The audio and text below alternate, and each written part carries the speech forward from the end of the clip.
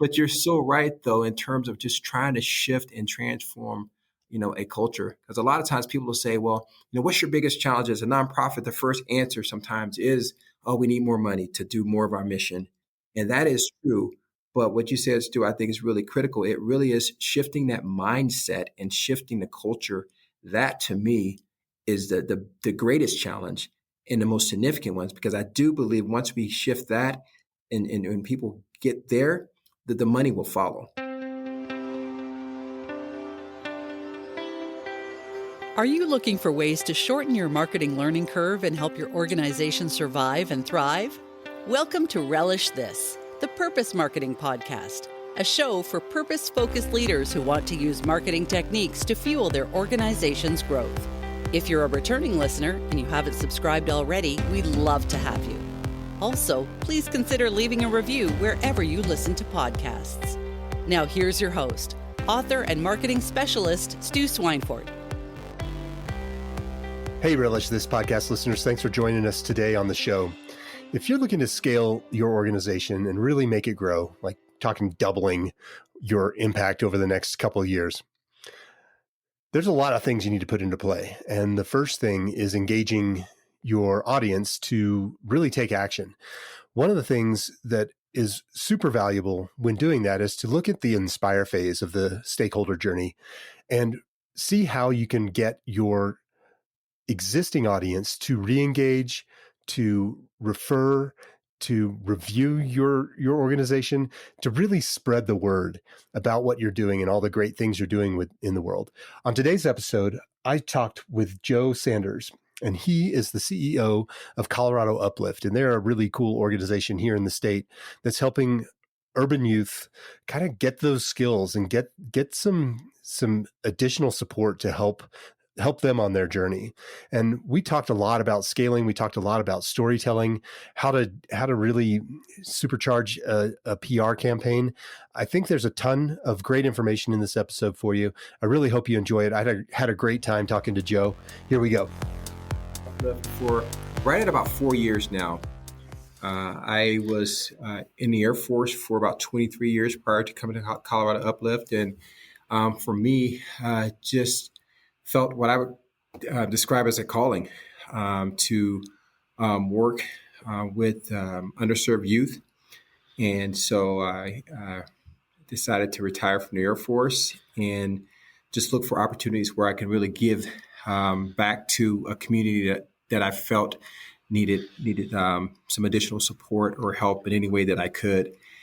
And in the process of trying to fulfill on that calling, I came across Colorado Uplift and was, like I said, hired 4 years ago, and I've never been more fulfilled in my life. That's great.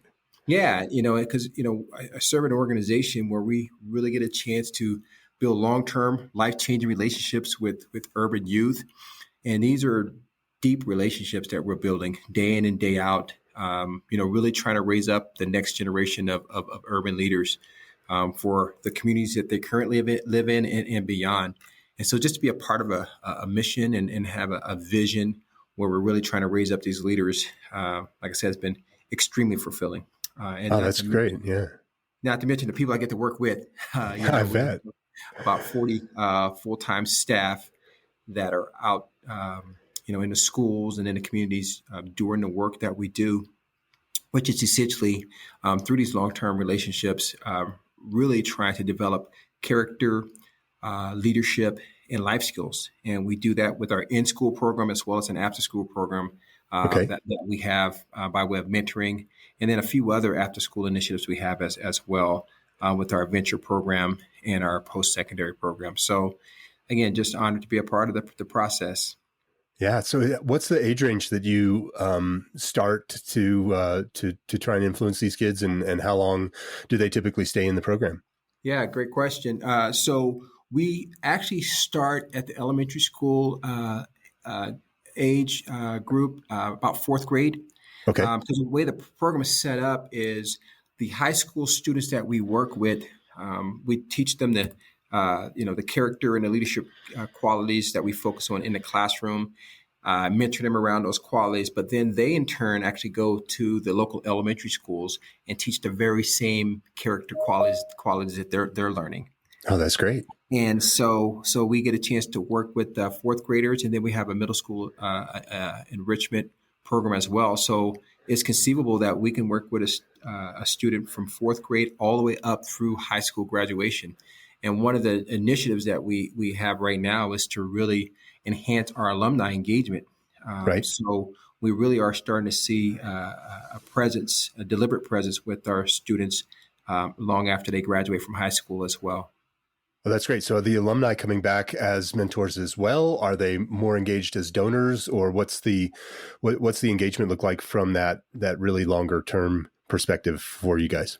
Yeah, so a third of our program staff right now were former students. Oh, wow. Cool. Yeah. That's great. So we do see a lot of them come back as staff members, which is awesome. For sure. Their way of actually paying it forward and being able to pour back into their communities, directly. A lot of the other alumni we have will come back on voluntary basis, maybe to speak at an event that we have, whether it's some type of gala or a class or something like that. So those are some of the ways that we continue to engage with our alumni. That's fantastic.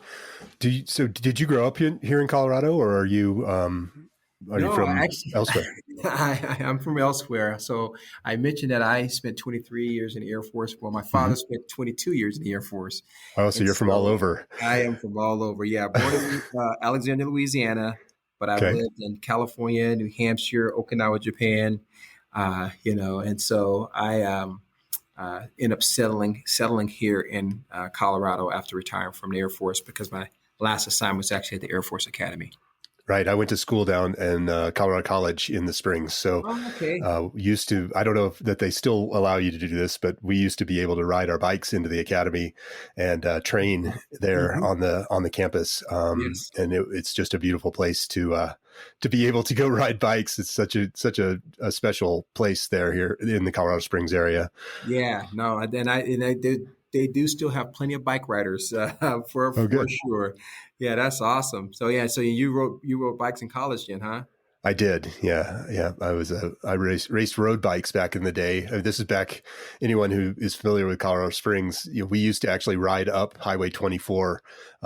So it has gotten vastly more crowded there, I think, in the years since I left. I'm dating myself here a little bit, but it was actually not considered completely insane to do that at some point in time. And but that was one of the things that was really nice about riding in the academy was there was no traffic and it was just really amazing roads and just a neat place to be able to go kind of pedal around for a little while. So yeah, I mean, you might run into a couple wild turkeys or a deer every now and then, but outside of that, the traffic. Absolutely. Absolutely. So you guys work here in the state in Colorado. Yes. Are you primarily focused on obviously it's more urban kids? Yes. Is that correct? So Denver, Colorado Springs, kind of that corridor, or are you working throughout the state? Yes. So right now we're concentrated in Denver as well as Aurora. Okay. So we this year we'll work with about 22 schools at the elementary, middle school, and high school levels across Denver public schools as well as Aurora public schools. In addition to the work we do here in Denver, though, there is an organization called Elevate. And Elevate is an organization that basically replicates what we do.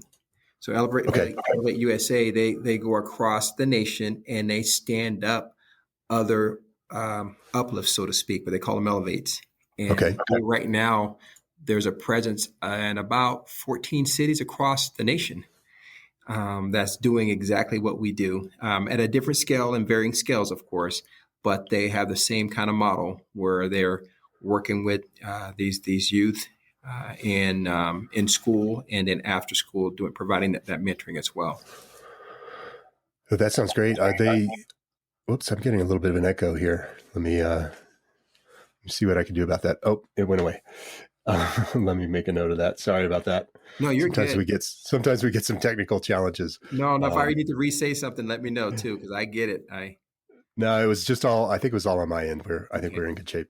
Um, so, so that's cool that you were able to kind of scale that program nationally through some opportunities there with that other organization. I think that's a really interesting play that we're starting to see more of, where nonprofit entities are really looking for opportunities to partner with other nonprofit entities that have a similar focus and be able to really augment their services in a way that they weren't able to do so, kind of alone. So that's really cool that you have that as part of your protocol.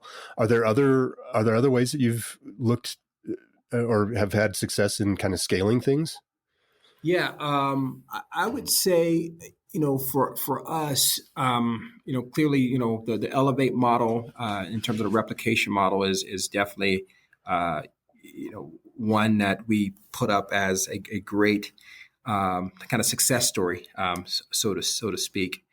But beyond that, we've also tried to leverage local partnerships with other organizations in Mm-hmm. order to help meet the needs of from some of our students as well as our families. And so, for instance, during the pandemic, we have partner organizations that are more suited to provide supplies in food and even lodging for families. So we would partner with them in Okay. order to help our families out. And so, again, from a scale perspective, it wasn't necessarily growing in numbers, but it was growing in the capacity to provide and meet the needs of our families. But when you think about scaling, one of the things we're looking to do, we actually have a strategic plan where we are looking to grow. And again, I'd be happy to talk to you about that. I won't start getting into that because it may be a while unless you want to go there. We're actually looking to grow and scale by leveraging partnerships, but also by hiring more staff in Okay. order to meet some of the growing demands that we're seeing in schools. Because right now we actually have schools and students on waiting lists to get in our programs. But until we can scale and get bigger, not just nationally, but just right here in Mm-hmm. Denver, as well as in Aurora, and even look with an eye for, you mentioned Colorado Springs and Pueblo. We know there's a need down there. Mm-hmm. We have some initiatives in place to start, looking for ways to grow and scale to meet those needs. Oh, that's great. I mean, having a plan is certainly the first step of that process. Yes. Are you, in terms of executing that plan, my guess is there are some financial concerns as well Mhm. as, the creating systems and Yes. building out that infrastructure that you'll need to accommodate that. Yes. What's the next biggest hurdle on your list in terms of being able to kind of put some of those plans into play? Yeah, no, well, you said it well, Stu. Our plan is essentially a four phase model, and you mentioned the systems and putting some structures in place. That was really our fortify phase, which we're Okay. just transitioning out of, and we're moving into our build phase now. And the build phase calls for us to go from working with 3,500 students, which we currently work with, to 7,000 students. Wow. And so that's really doubling the number of students that we're reaching. And for us, we believe that if we can raise the funds to support that in a sustained way, we'll be able to grow and meet that demand and achieve that 7,000 student mark. Uh, Yeah, and, that's and, great. and, and by the way, our strategic plan is based off, there's a couple of things that drive it. One is the theory of transformation. We believe in this idea of critical mass. And what we want to see is not just change in our students' individual lives, but we want to see transformation in communities. And Hmm. community transformation is what we're after. And, we're big fans of, the Greeks used to talk about, good citizens and good societies and that recursive relationships. And we want to be in that loop of building good citizens that are building good societies, and understand as we build these good societies, that's building good citizens. And so we believe in both individual and community transformation. But in order to reach that community transformation, we believe we have to expand the number of students and families that we're currently touching. So Right. our plan calls for us to one day actually be working with over 24,000 Okay. students. But our next step in this next phase is to this build phase where we're looking to go to 7,000 students. And, again, in terms of, next steps on that, right now we're in the process of launching a campaign to focus on that, to identify also specific schools that are most in need of our services. And then, as I said before, the schools that we're currently at that have waiting lists, trying to figure out ways that we can, get some of these kids off a waiting list. And Mm-hmm. so that's what our focus is on now, and at this point of the plan. Right. So it's really a fundraising campaign so that you can build awareness, and then for more fundraising, and also bring team members on. I'm assuming Yes. you probably don't have to double your staff, but yeah, I'm guessing there's a pretty significant staffing component Yes. to this. Yeah, absolutely. Yeah. So, we're looking to add roughly about 10 more staff. We Okay. can buy some, efficiencies with our model, but we'll need to add about 10 more staff, as I mentioned before. We're right at about 40 staff now, but another 10 staff, from on the program side would allow us to add, those additional students. Yeah, And the that's other great. thing you brought up too, in terms of our initiative, so there's a funding piece to this, but the other thing we're really trying to galvanize and really generate is more of we want more like of a social movement around this concept. So we're looking for what we're calling community uplifters, and a community uplifter is essentially somebody that could be from another community. It's not from a community that we serve in necessarily, but Hmm. it's a person or individual that says, you know what, I align with the values and the things that you're trying to do at Colorado Uplift. And I want to be a part of that in some way. And even if they're not directly contributing to Uplift, maybe they're doing something in their community already. Hmm. Uh, but they want to say, we stand with you, Uplift, for the good of society. We stand with you, Uplift, for the sake of improving and enhancing the level of character and compassion in our communities. And so we're looking for uplifters just to really be a part of a broader movement of raising character and compassion, ultimately Yeah. across our nation, but definitely here in Colorado. And Yeah. so It that's sounds another initiative that we have that goes in parallel. Now, the hope obviously is that some of those folks will be so moved that they will give to Colorado Uplift, the sure. more community uplifters we have. But at the end of the day, the preference or I guess the ultimate desire is that they're giving to their communities and giving to some community, even if it's not just financial, but Right. they're giving in a way where the character and the compassion is elevated. Yeah, that's great. It sounds like it's a kind of a culture building exercise, as Yes. well as an awareness exercise, Yes. where perhaps if you can get people to get excited about the program and what you're doing, adapt that as kind of a cultural um, shift that they Yes. have there in their own communities, and start talking about that, Yes. then you bring more people into the fold. What are your strategies or tactics for kind of getting the word out about the program? What do you tend to um, do most to spread that message out there? Yeah. So one of the things we did recently, we actually had what we call a vision event. Okay. In a vision event, we actually did a couple weeks ago at Empower Field. Hosted it both online and in person. We had a number of folks show up, maybe a couple hundred folks that showed up. And that was our way of kind of initially launching that Okay. and sharing that opportunity with folks. Of course, our website, coloradouplift.org, has all kinds of information about being a community uplifter and how you can get involved and how you can get engaged. So we've leveraged our website for that purpose as well. Sending out emails.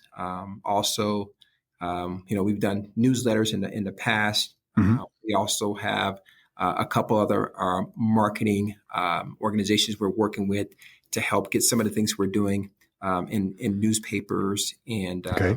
in journals and that type of thing. So trying to triangulate it as much as we can to get the word out. And so I believe that word of mouth is a great thing as well.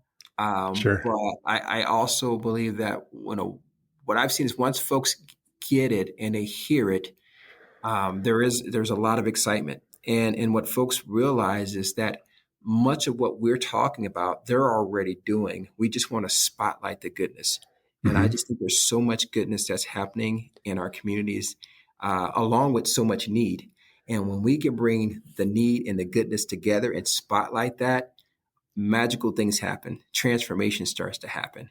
And so, as you said, Stu, in fact, I don't know if you have any, marketing background. If we look at, you said it so well. I'm like, man, yeah, what you said. we need to, Well, we need to maybe put you on contract to get you to come in. But you're so right, though, in terms of just trying to shift and transform, a culture. Because a lot of times people will say, well, what's your biggest challenge as a nonprofit? The first answer sometimes is, oh, we need more money to do more of our mission. mm-hmm.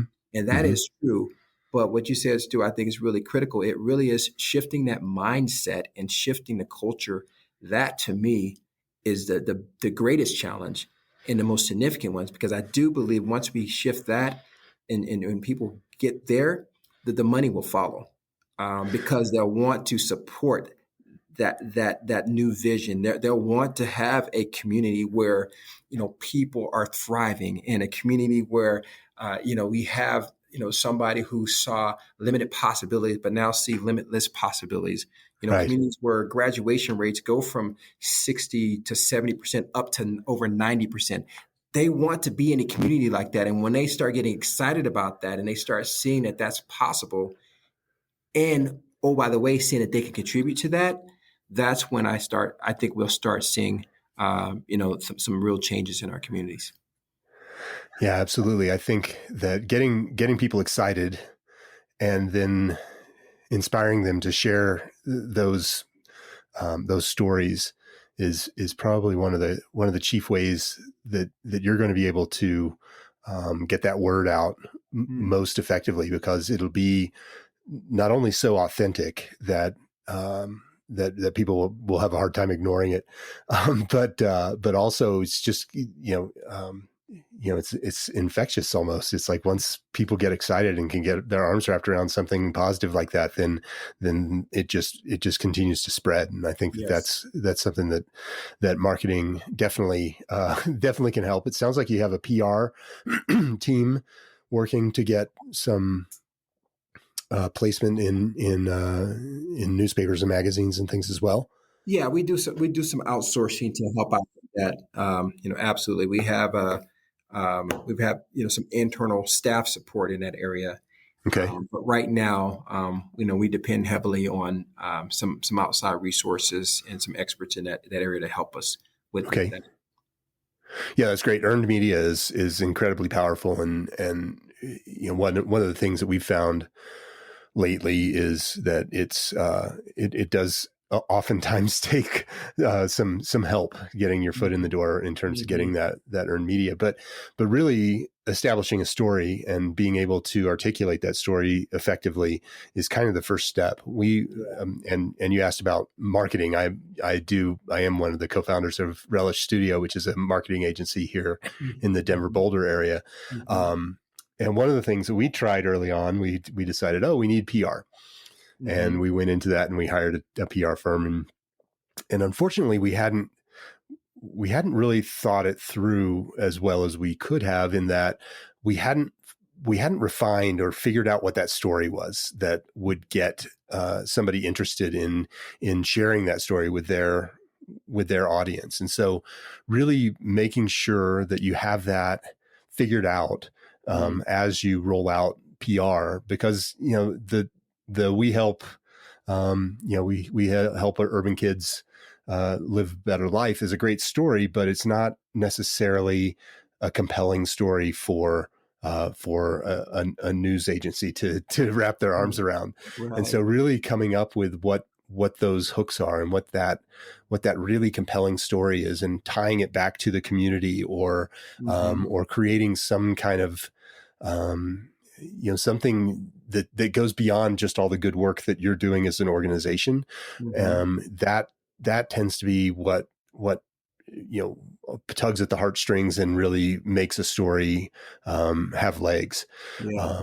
And so, as much as you can, tell those individual stories where you make the kids the hero of Mm-hmm. that.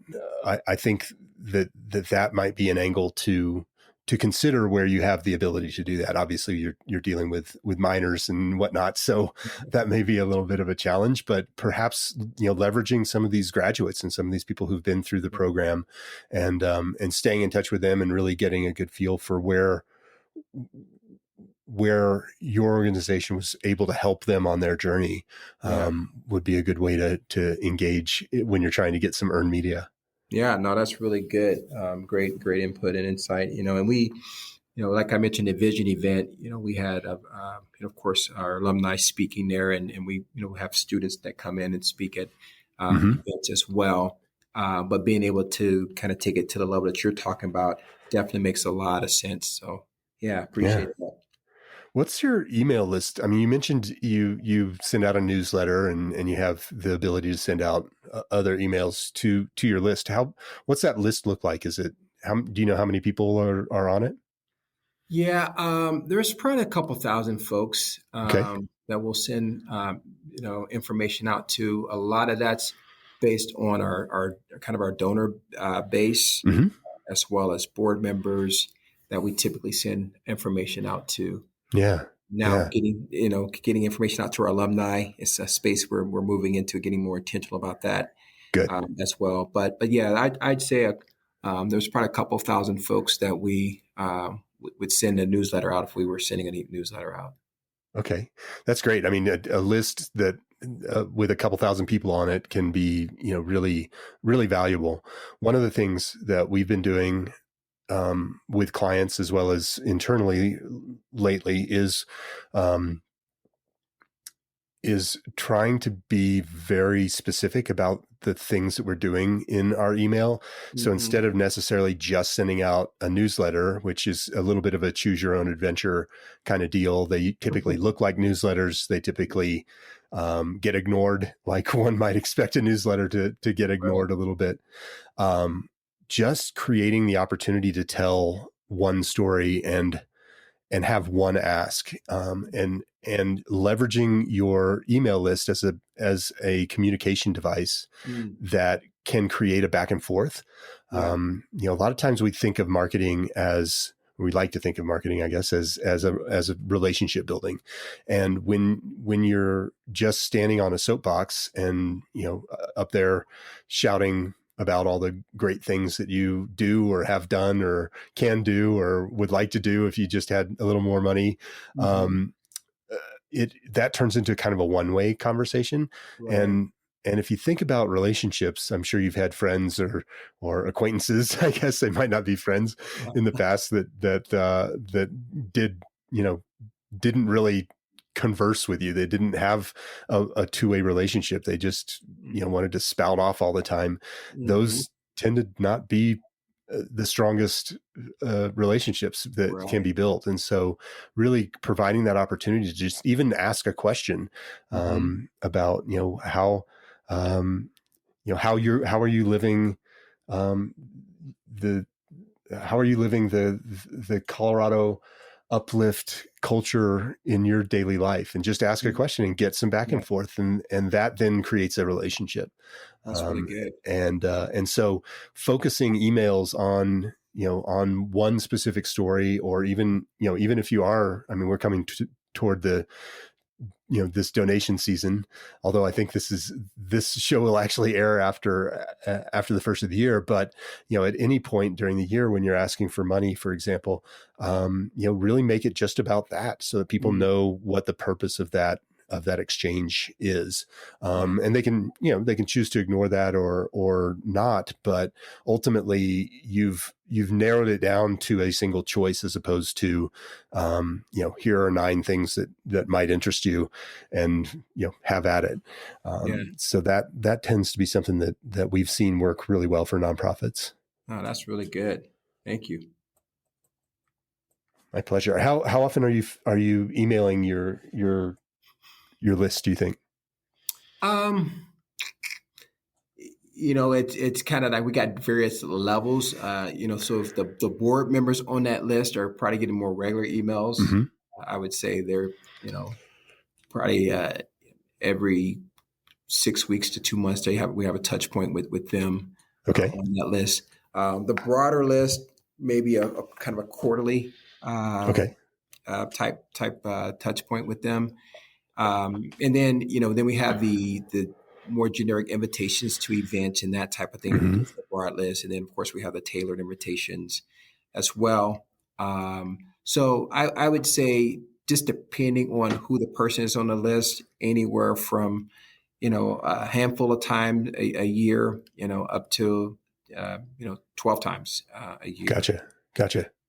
Yeah, it sounds like you're doing a good job with segmenting the list as well, which is great. Where you're telling different stories or having different engagements or interactions with different segments of that list. So Yeah. that's fantastic. Yeah. Some of the things that, and you've mentioned a lot about going back to your graduates and this is what we call kind of the inspire phase of the stakeholder journey, Mm. where you have an opportunity to re-engage that audience, to get them to Mhm. do something else, as well as to get them to share your story. Mhm. And so, creating an opportunity for them to be able to share their story, either, on social media, encouraging them to do that, or just providing them with avenues where they can start to tell people about their experience with your organization. That list, that, those 2,000 people who at some point have raised their hands and said, "Hey, I like this organization. I want to help." There are always ways to get them re-engaged, to escalate their engagement. So turn a one-time donor into a monthly donor. Mm. If you ask somebody for $200, a lot of people are that they don't have $200 that they can just fork over today. But if you ask them for $20 a month, Right.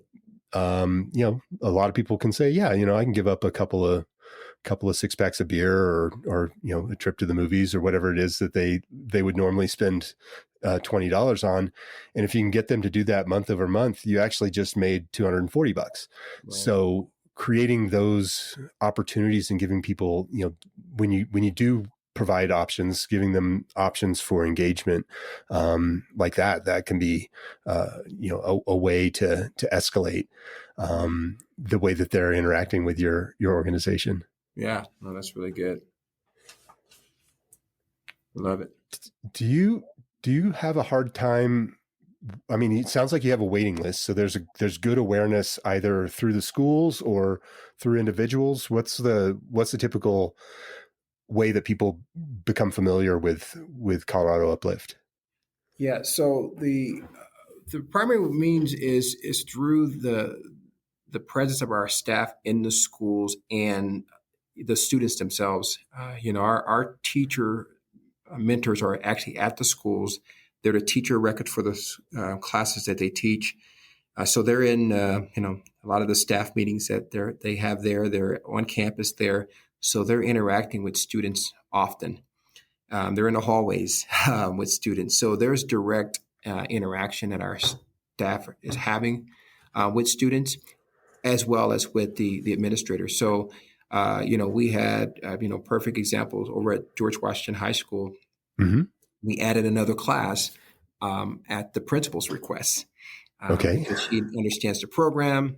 And we were doing 2 classes over there, and right now, one of the classes, it is and was the biggest class they offer at George Washington High School with 41 students, and we had a second class with 40 students.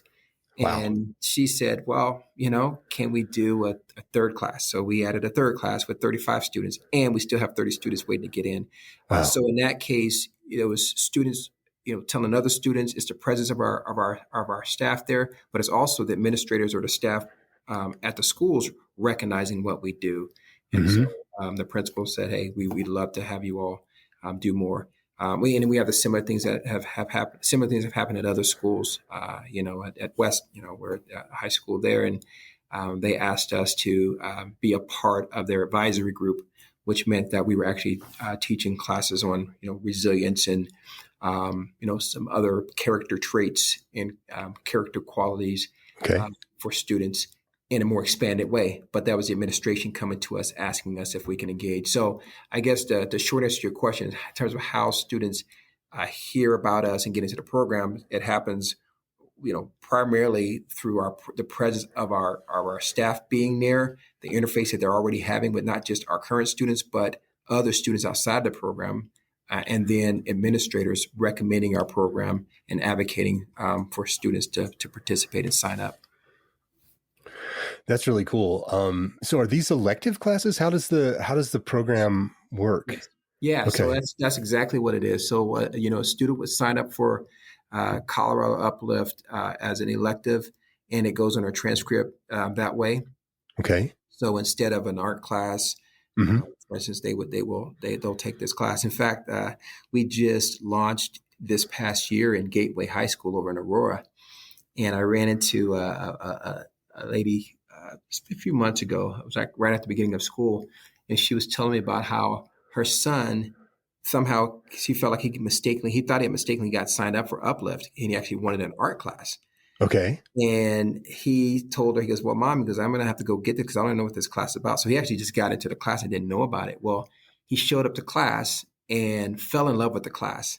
So she told me that he told her that there's no way I'm getting out of this class. He said, That's not that I awesome. don't like art anymore, but after he went to class one day, he's like, no, because I'm going to stay in this class. So he went in by accident, thinking that he was going to, change it and get into his art class. So now he's taking Uplift as an elective instead. So anyway, but the point is that yes, it's an elective that goes in our transcript, and then at the middle school level, it's an elective as well. Most of the middle schools, though, we treat it more like as an enrichment program uh, Hmm. for them. And then at the elementary schools, of course, it's just a class that they get a couple times a week when we take our Gotcha. high school students there. Gotcha. And so you mentioned there were some after school programs as well. Do you have to have been part of the class to participate in the after school programs, or do No. those then also kind of enable you to reach more kids? Yeah. So yeah, great question. So no, you do not. We have our core group of students that participate in our after school programs.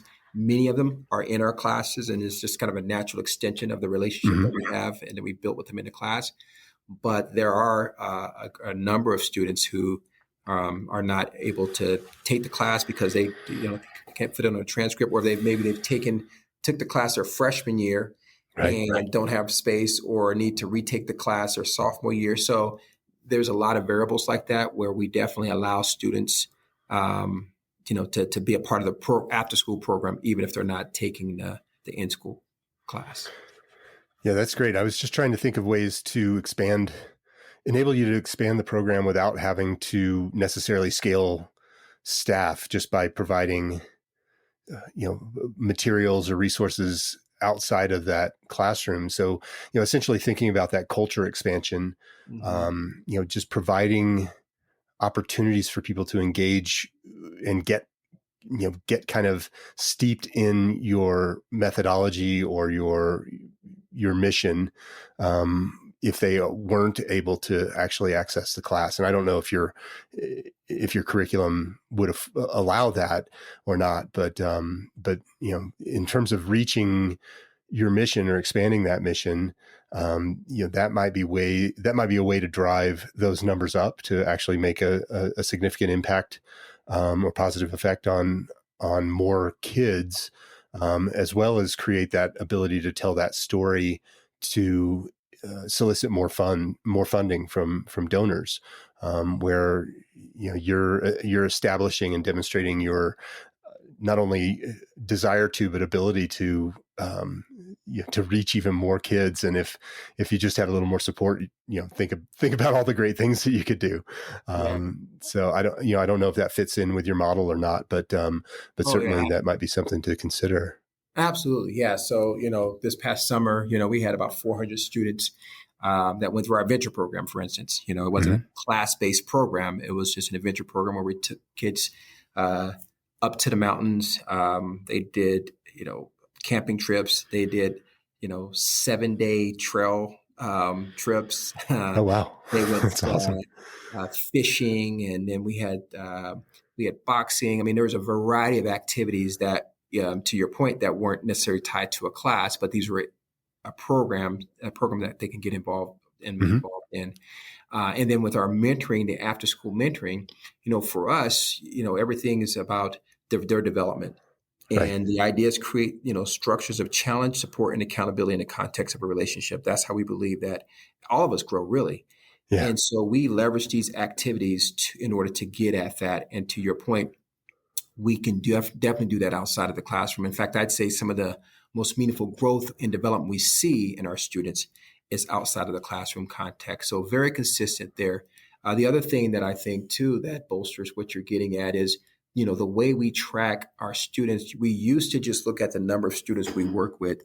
One Mm-hmm. of the things we're able to do now with our Salesforce platform is we're actually able to look at the number of interactions we have with students. Okay, And great. not just a number of interactions, the level of interactions. And so by that, what we mean is that, last year, we know we had over 127,000 interactions with students. And then we can take that number and break that down and say, okay, some of these students were in-class students where we were seeing them, almost every day. Right. That's a level one, type of interaction. And so that's kind of the highest level we're seeing the students on a regular basis. But we also know that there are some students that only show up for our programs in the after school. So they may be like at the second level, but we still are tracking that interaction. And then we have a Mm-hmm. third level where it's not as frequent. So we have a system in place, is my point, to track that type of interaction that goes beyond just, your person being in the classroom. And we Mm-hmm. can also start tying in, the not just the static. Here's how many interactions we have. We can also start tying in targets of how do we want to improve? How do we want to enhance that number of interactions? Or how do we take a student from a level 2 to get them to a level 1? Or if they're a Yeah. level 3, let's get them to a level 2. So it allows us to be a little bit more intentional with the interactions is the point I'm getting at. And clearly, a lot of those are going to occur outside of the classroom. Yeah, I mean, that's amazing. Tracking and measurement is one of those pieces that's not very much fun in one's organization. It just feels like it's hard to do, and Yeah. and you're like, I really want to go be doing this other thing. But when you have that data and you can leverage it to to really help bolster the storytelling. So, if you can demonstrate how much of a positive impact you have on those kids who do make it to level 1 over level 2, or level 2 over level 3, and then obviously level 3 over nothing, those become really great ways to get people to get engaged. Mhm. And then, when you're trying to get people engaged, you're giving them opportunities to to be engaged on a variety of different levels. So some people may be able to, they may have more time than they have disposable income to help with the program, and so just getting them to share why they think the program is great with their networks. Mhm. That's a valuable mechanism by which you can get people involved who otherwise might feel like they aren't able to help. Yeah. Um, Yeah. No, Leveraging the power of matching donations. I know a lot of businesses out there will do employee they'll do matches on employee either volunteer time or donations. And so, just Mhm. trying to figure out all of those little ways where you can get people, give people the ability to help, Mm. and join the culture and the community. Yeah, yeah, I think that makes a lot of sense, and to your point about how it's not fun tracking and all the time, but that really was back to what we were saying earlier about the systems and processes in that fortify phase. Part of the reason why we're just launching into our build phase is because we felt like we had to build an infrastructure and to support the eventual growth. So now that we have something like that in place, as we expand, as we grow, as we scale, we actually have a way to track that scaling and that growth, and also Yeah. be very intentional with that growth. So that to me is one example of how we've postured ourselves to scale. Yeah, that's great. I'm sure that you learned a lot with your time in the Air Force in terms of building systems. So it's really cool to see how you're applying that to the nonprofit space at this point. Yeah, it's funny you say that too, because it's so interesting because so much of my career in the Air Force, you're right. We spent a lot of time thinking, systems thinking and really planning and strategies and contingencies and concepts of operation and operational plans. And so a lot of time in that, and little did I know that I would be applying that to in a nonprofit space because if you would have asked me a few years before I, felt called to retire, I mean, I would have told you that I was going to spend another 20 years in the Air Force a Right. few years before that. But, clearly God had other plans for my life. And I'm just, again, happy and honored to be a part of this process and whatever I can do to apply, some of the things maybe that I learned in the military where it's relevant. I'm definitely going to try to continue to do that. Right. Do you have other ways for people to get involved in terms of volunteering or what are some of the other ways that people can help spread the Yeah. word? Yeah. So because I mentioned the community uplifters, and one of the things Hmm. that comes with that, at one end, like I said, you can just say, "Hey, I support Color Uplift. I stand with you." You can go online now. You can just sign up, and say, "I'm a community uplifter." But the other thing is with the community uplifters, we also offer up opportunities throughout the year for folks to volunteer and get involved. So if you say, I want to be a community uplifter and I want to get involved with Uplift, we have an annual volunteer event where we actually go and do a half day of service in the schools in the neighborhoods that we serve in. Hmm. And so this, consists of planting gardens and, painting murals and, cleaning up, rooms and the space and parking lots around many of the schools that we serve in. A lot of these schools don't have, huge budgets. And Right. so, Right. these principals are very grateful when we come in, just for a half a day. And we've had just a couple of these events, but, one year, I think we had about 400 folks. This past year, we had a few hundred folks, but, we can get quite a bit of work done in a half a day. And so we plan to continue to do that. So that's one way to plug in, to sign up to be a part of our Big Lift event. Hmm.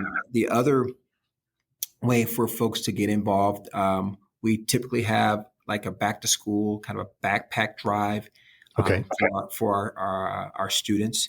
And so that's a way to get engaged if you want to help us purchase or even stuff backpacks. Another way to get involved during the holiday season that we're, I know when this airs, it might be after the holiday season, but there's definitely opportunities to provide meals and to help sponsor and support families, as well. And so those are some of the ways that we've seen folks sign up or get directly involved with what we're doing. In addition to that, we have one of the things I didn't talk about yet. It's an advanced leadership program where we actually allow our students to get, or our students get college credits in addition to high school credits for their class. There's a class that we offer up where they get college credits awarded by CU Denver. And it's a course that focuses in on organizational leadership. And with Okay. that in mind, we're oftentimes inviting speakers and trying to set up panels for our students. So folks that want to come in and kind of share a little bit about their industry and what they're doing and about the opportunities, career opportunities.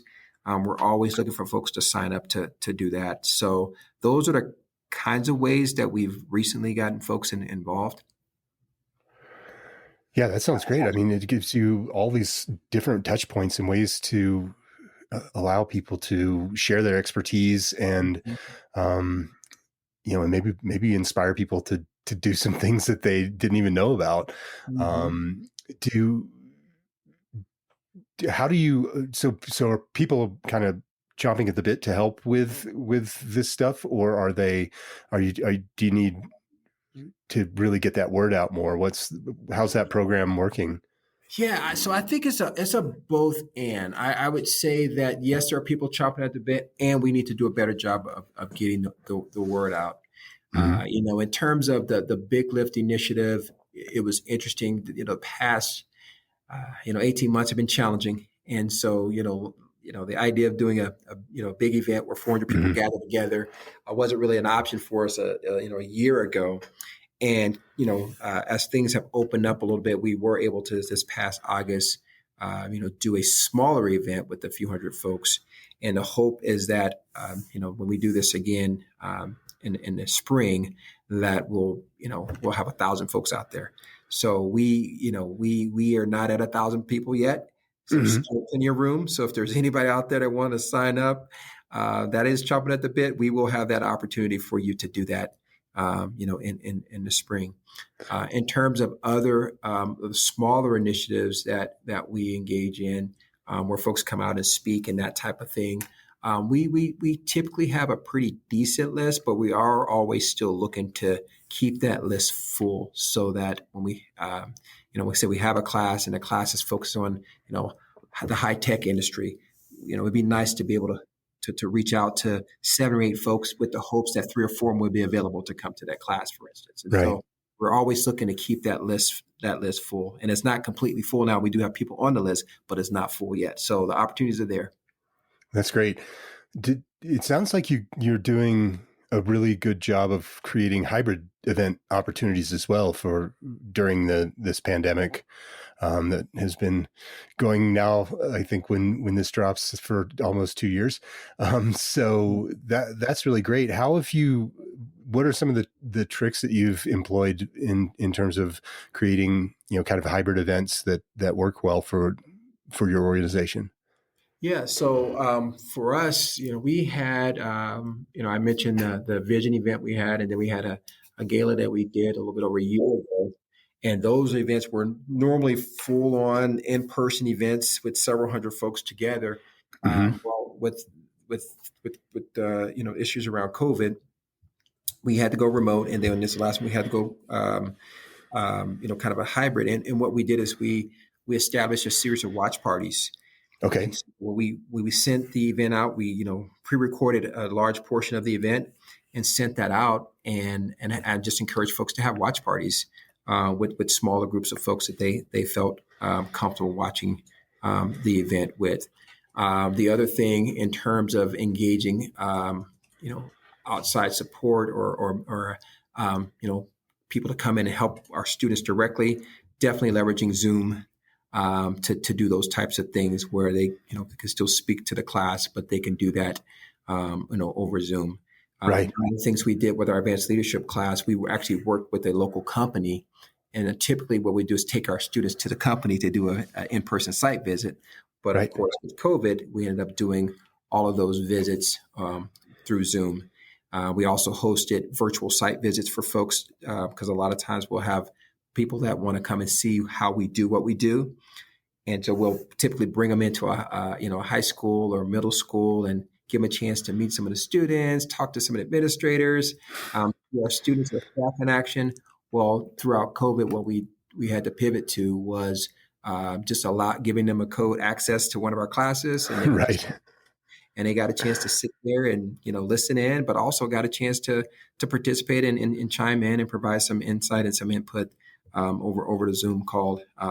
So again, just leveraging technology to stay connected is basically what we've tried to do. Yeah, it's great. I love the watch party idea. I had a gentleman on the show not too long ago. His name is Dave Jensen, and he has a group or a business called Encompass Event Group, and they put on events, both live events as well as completely virtual events.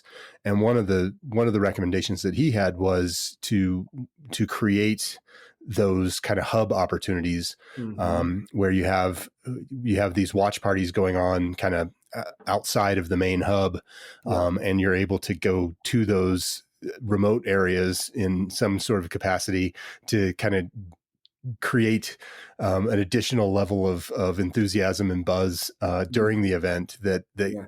that allows you to break the event up a little bit. So it's not just some guy talking to his camera on Zoom for an hour and a half, Right. but it enables you to create some segmentation and get some energy injected into that event as you kind of move around Yeah. those spokes, I guess, of the event. So that's really cool that you've figured that out and we're able to leverage that opportunity with your event planning. That's fantastic stuff. Yeah, no, it's again we learn a lot from having to do those types of things, and I imagine that even when we can go back to the more traditional big groups of folks, there's some elements of what you're talking about that we would still want to maintain, Yeah. and that's one of the things I think that's been for us really neat to see. I always say that we're going to emerge from this pandemic stronger and better as an organization. I believe that we will be more innovative. I think we'll be more intentional with what we do, and I also think we'll be more connected Hmm. with not just our students and with each other, but also with our partners and with our customers, trying to figure out, okay, what do you really, really want? What do you really, really need? We used to just do this, but now it's forced us to go back and say, okay, well, what do you really need from this? Because we can't just Yeah. do the same thing we did before. We got to do something different, but how do we still make sure we meet the intent and meet your intent? So we've actually had to go back and ask those questions because of the pandemic in ways that we may have just made some assumptions in the past. And so it's Right. been a great growth opportunity for us.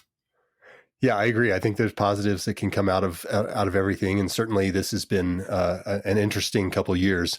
And I wouldn't want to minimize the negative effect that all of this has had on society in general. However, I like the idea and the intention to try to see through. As much as one can see through the challenges and really look for opportunities. And it sounds like that's what you guys are doing over there at Colorado Uplift. Yeah, no, and really trying to do that. And you remind me when you say see through. It was I think it's Bill George talks about this idea of just vision and how it really involves like kind of seeing through the fog and friction of things, and still being able to see kind of like the bright side on the other side. And so as you were Mm-hmm. saying that reminded me of that, and I believe that's a perspective that organizations, if you truly are going to kind of not just survive but ultimately thrive, being able to see through the challenges and see through the Right. fog and see through the friction of things, and still maintain that focus on ultimately what your goals, your values, and your broader vision is. Again, not easy to do, but something that I think we all should strive to do. And I'm sure those are part of the things that you're teaching all the great kids that you get to work with on a daily basis. Well, it's funny you say that too, because I do think it's almost another level of accountability for us, right? Because I think sometimes we tell our kids, you got these challenging conditions, and in our life, COVID aside, pandemic aside, some of the challenges that our students deal with are it's amazing to me. I just Yeah. the fact that they actually are able to make it to school and function through a day knowing some of the things that they're dealing with, it blows my mind. And so we're telling them, hey, you can work through this and you can still see possibilities and you can if we're telling them that in class, well, we better make sure that we're practicing what we're preaching on this end. So it is an extra level of accountability to say, you know what? Yes, we have some challenges. Yes, there are some conditions that we don't care for, but what new context of possibility can we create from this? And so that Right. is the attitude we've tried to adopt as an organization to mirror and to be consistent with the exact same lessons, like you said, we're trying to teach our students. Oh, that's awesome. I love it. How can people find out more about how to get involved and just more about what you guys are up to? Yeah, I would say go to Colorado Uplift, all one word, .org. And if you go there, you'll see a lot about our programs. You'll see some more about our vision. And as I said before, we're ultimately about transforming lives and transforming communities. And we just hope that that's something that one of the listeners or several of the listeners will be compelled to engage in. And so, yeah, they can just go and reach out through that. And, personally, you could reach out to me as well. You could give me a direct call if you have a question. And again, you can find all our contact information there on the website. Oh, that's great, Joe. I really appreciate you being on the show today. And I've had such a great time chatting with you about Colorado Uplift and all the great stuff that you're up to and what's ahead for you guys. As you may know, I love having these conversations, but I also want to inspire action with people. And if somebody were able to take some kind of an action to help the world, help make the world a better place, help bring some joy into a kid's life, help move the needle for some other people here on Earth, what do you think would be one thing that you would like for them to do after listening to the show? Yeah, I mentioned earlier, this idea of elevating compassion and character. I would just say if people would take the time to actually listen, like truly, truly listen. And I know it sounds like a simple thing to do, but to truly listen to someone or somebody that's outside of their current sphere of influence or their current communities, take an intentional effort, make an intentional effort to listen to them. I think that could make a difference and could impact the level of compassion that we have for each other. Well, I think that is an amazing action item that everyone should have on their list, is to just give people the space to be heard. And Yes, you might not agree with them completely, but that's right. at least get some understanding of where they're coming from. That's right. Outside That's of your, fantastic. yeah. Thanks so much for being on the show today, Joe. I really appreciate it. Well, thank you, Stu. Appreciate you and appreciate all the great insight as well. Oh, it's entirely my pleasure. I'll talk to you soon. All right. Take care now. Bye. And there you have it, another great episode of Relish This. Thanks again for listening. You can find past episodes of the show at relishthis.org. And remember, if you liked what you heard today, please subscribe and leave a review wherever you listen to podcasts. For more information on purpose marketing, grab your free copy of my book, Mission Uncomfortable: How Nonprofits Can Embrace Purpose-Driven Marketing to Survive and Thrive. Get your copy now at missionuncomfortablebook.com.